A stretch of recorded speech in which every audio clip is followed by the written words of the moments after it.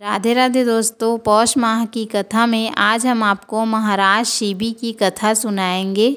तो आइए शुरू करते हैं। उसी नर के पुत्र शरणागत वत्सल महाराज शिबी यज्ञ कर रहे थे। शिबी की दयालुता तथा भगवत भक्ति की ख्याति पृथ्वी से स्वर्ग तक फैली थी। देवराज इंद्र ने राजा की परीक्षा करने का निश्चय किया। इंद्र ने बाज पक्षी का रूप धारण किया और अग्निदेव कबूतर बने। बाज के भय से डरता कांपता घबराया कबूतर उड़ता आया और राजा शिबी की गोद में बैठकर उनके वस्त्रों में छिप गया। उसी समय वहाँ एक बड़ा भारी बाज आ गया। वह मनुष्य की भाषा में राजा से कहने लगा, राजन, आप धर्मात्माओं में श्रेष्ठ हैं, परंतु आज यह धर्म विरुद्ध आचरण क्यों कर रहे हैं? आपने कृतघ्न को धन से, झूठ को सत्य से, निर्दय को क्षमा से तथा दुर्जन को अपनी साधुता से ही सदा जीता है। आप तो अपनी बुराई करने वाले का भी उपकार ही करते हैं। जो आपका अहित सोचते हैं उनका भी आप भला ही करना चाहते हैं। पापियों पर भी आप दया करते हैं और जो आप में दोष ढूंढते रहते हैं उनमें भी आप गुण ही देखते हैं। मैं भूख से व्याकुल हूँ और भाग्य से मुझे यह कबूतर आहार के रूप में मिला है। अब आप मुझे मेरा आहार छीनकर अधर्म क्यों कर रहे हैं? कबूतर ने राजा से बड़ी कातरता से कहा, महाराज, मैं इस बाज के भय से प्राण रक्षा के लिए आपकी शरण में आया हूँ। आप मेरी रक्षा करें।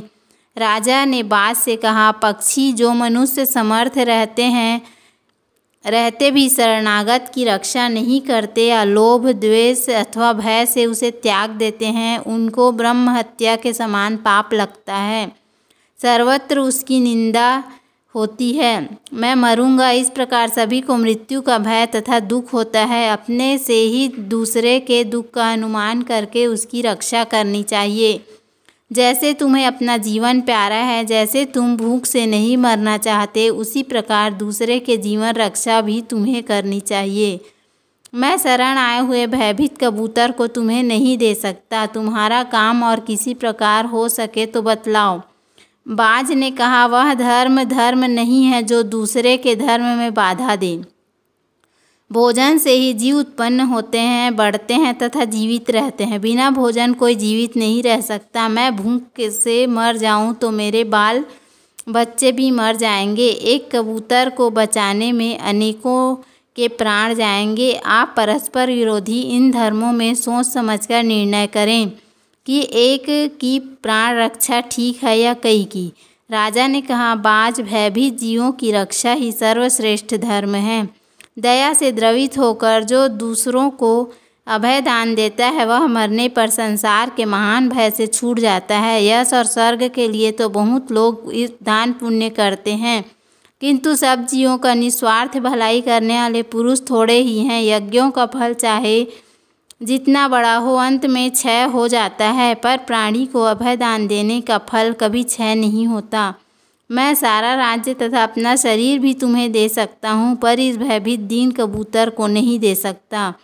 तुम तो केवल आहार के लिए उद्योग कर रहे हो, अतः कोई दूसरा भी आहार मांग लो, मैं तुम्हें दूंगा।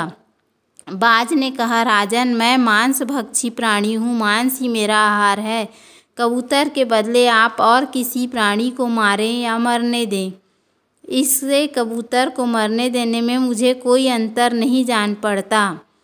हाँ, आप चाहें तो अपने शरीर से इस कबूतर के बराबर मांस तौलकर मुझे दे सकते हैं, मुझे अधिक नहीं चाहिए। राजा को बड़ा हर्ष हुआ। उन्होंने, बाज, तुमने मुझ पर बड़ी कृपा की। यदि यह शरीर प्राणियों के उपकार में न आए तो प्रतिदिन इसका पालन पोषण व्यर्थ ही है। इस नाशवान अनित्य शरीर से नित्य अविनाशी धर्म किया जाए, यही तो शरीर की सफलता है। एक तराजू मंगाया गया। एक पलड़े में कबूतर को रखकर दूसरे में राजा शिबी अपने हाथों अपने शरीर का मांस काट काट कर रखने लगा। कबूतर के प्राण बचे और बाज को भी भूख का कष्ट न हो, इसलिए वे राजा बिना पीड़ा या खेद प्रकट किए अपना मांस काटकर पलड़े पर रखते जाते थे, किंतु कबूतर का वजन बढ़ता ही जाता था। अंत में राजा स्वयं तराजू पर चढ़ गए। उनके ऐसा करते ही आकाश में बाजे बजने लगे, ऊपर से फूलों की वर्षा होने लगी। ये मनुष्य भाषा बोलने वाले बाज और कबूतर कौन है? ये बाजे क्यों बजते हैं? राजा शिव यह सोच ही रहे थे कि उनके सामने अग्निदेव और इंद्र अपने वास्तविक रूप में प्रकट हो गए।